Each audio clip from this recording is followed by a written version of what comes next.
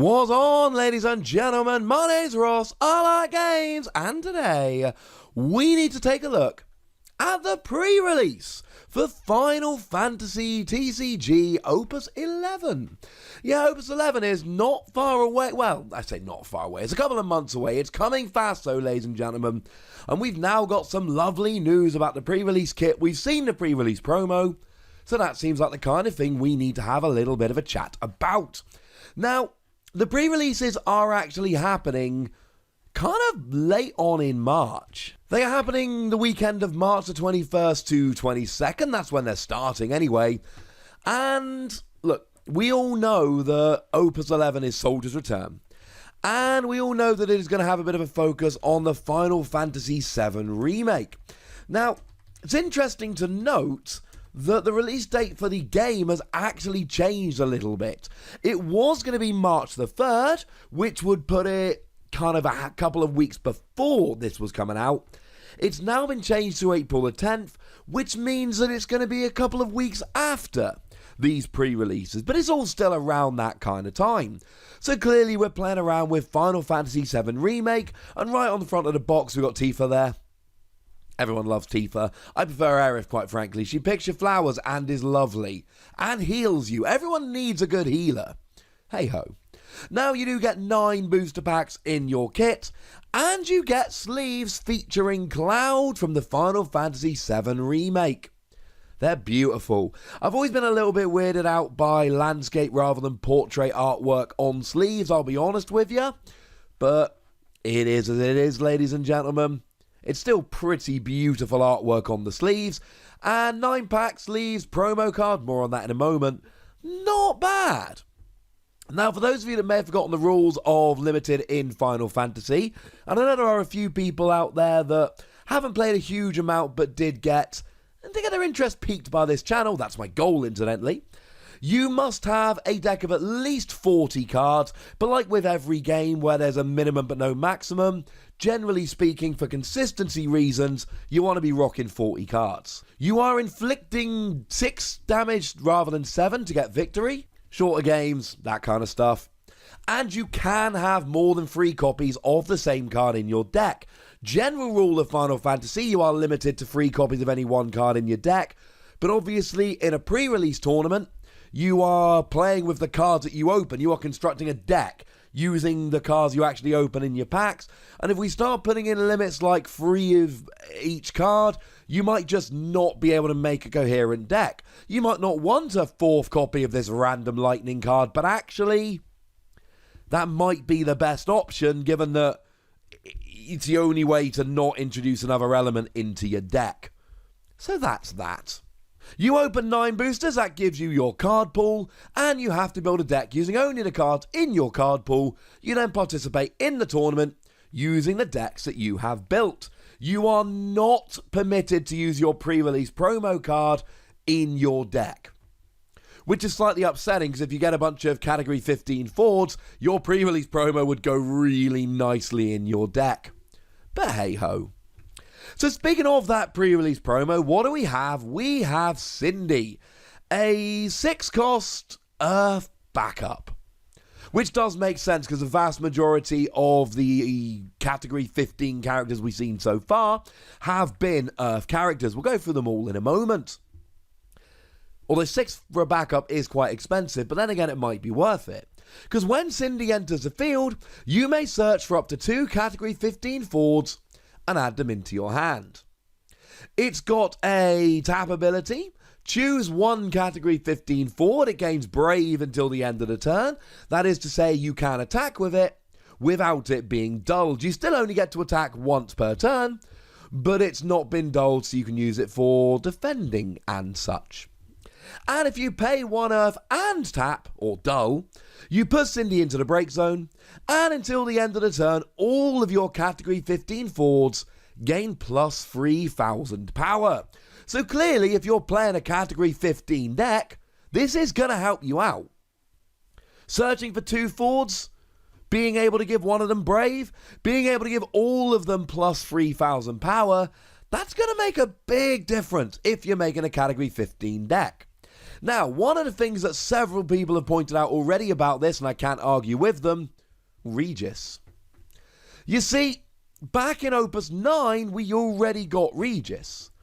And the problem is that Regis is a free cost Earth backup, and when it enters the field, you may search for one Category 15 Ford and add it to your hand. Now, that's free cost to get one rather than 6 cost to get two. It's equivalent, it's proportional. But then you can get it out faster because it's easier to get the free CP than the 6. But you don't get to give one of your Category 15 Fords Brave or all of them plus 3,000 power. Certainly in the early game when resources are at a premium, Regis has got your back for searching out your Fords. But as you get more into the mid to late game, it takes a bit more investment to get her out. But once Cindy hits the field, you get a lot more advantages for your Category 15 Fords. That is something to bear in mind. Now, there is actually one Category 15 Ford that has been already revealed from Opus 11. We've not seen many cards, but we have seen Aranea? I've not played Final Fantasy 15, so you'll have to forgive the pronunciation. But it is a Category 15 Ford. Now, it is Lightning, 7,000 power, 4 cost. It's got First Strike, which is to say when attacking or blocking, you inflict damage before your opponent. And if you break an opponent's Ford, you don't receive any damage because you've struck first. Which seems kind of handy if I'm honest with you. For each Ford other than Aranea you control, you gain plus 1,000 power.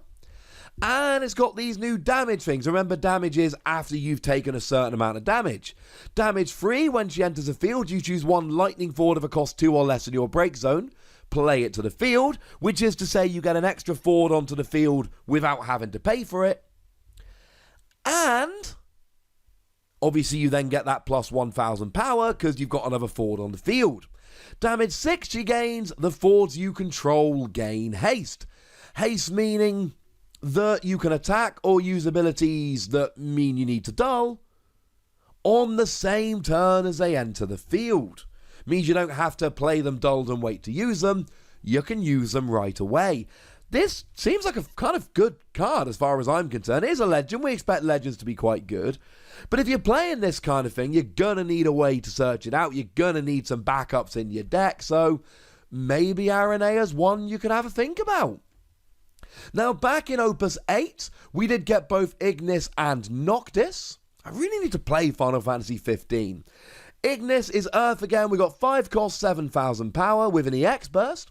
When Ignis enters the field, you may search for a card named Noctis and add it to your hand, which of course means that you can search out Ignis with something like Regis or Cindy, and then use Ignis to grab Noctis. And the Category 15 Fords other than Ignis you control gain plus 1,000 power and Brave. So you give all your 15 Fords plus 1,000 power and Brave with Ignis, then plus 3,000 power with Cindy. Seems like you're beefing them up quite nicely. And it's got a special ability whereby you have to pay an Earth, but you choose a Ford and deal it 4,000 damage for each Category 15 Ford that you control. And of course we're trying to play around here with searching out Category 15 Fords. That sounds good. As for Noctis, it is a 2 cost 5,000 power with an EX burst. When Noctis enters the field, you reveal the top 2 cards of your deck and add a Category 15 card among them to your hand, returning the other cards to the bottom of your deck in any order. Not quite the guaranteed searching of Regis or Cindy, but you've still got that element of consistency. And then of course you can set yourself up a nice little chain where Cindy or Regis searches out Ignis, Ignis searches out Noctis, Noctis searches out somebody else. And you got Warp Strike, a special ability. You need to pay 1 Earth as well, and you just get to break a monster, which sounds like fun. And then over in Opus 9 we had Core, a 2 cost 5,000 power Ford. If you control Regis, you gain 2,000 power. So here's a really good reason to play Regis over Cindy. Though if you're going full Opus 15, I don't see any reason why you couldn't just do both. And when Core or a Category 15 Ford enters your field, until the end of the turn, Core gains plus 1,000 power and Brave.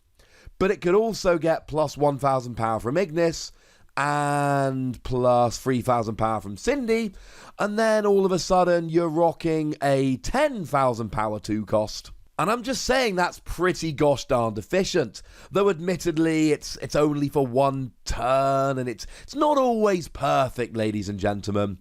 But it can be kind of fun. And we're starting to build up a nice little Opus 15 deck here with boosting power, getting brave, having a bit of consistency, and searching out. Cindy's moderately expensive for a backup, but seems like it could fit nicely into there, is all I'm saying. Alright, ladies and gentlemen, that's the pre-release. I'm a little bit hyped. If anyone's in the UK and can tell me the closest pre-release to Cornwall, that would be lovely, because I kind of want to head along to one. I can make a bit of a trip. But I'd like to know if you're going to make the trip. I'd like to know how excited you are about this. I'd like to know what you think about Cindy. I'd like to know what you think about portrait versus landscape sleeves. And if it matters even a little bit. Go nuts in the comment section, but please remember the rule. Be nice, would you? And then make sure you like this video, subscribe to this channel, and follow me on Twitter @TheWossy, where we talk Final Fantasy and whatever other games take our fancy. And do please consider checking out patreon.com/PTCGradio, where you can support the channel, get some bonus podcasts and all kinds of fun stuff. But by far the most important thing, as always, look after yourselves till next time, would ya? Thank you very much for watching. My name's Ross, and you've been watching Wossy Plays.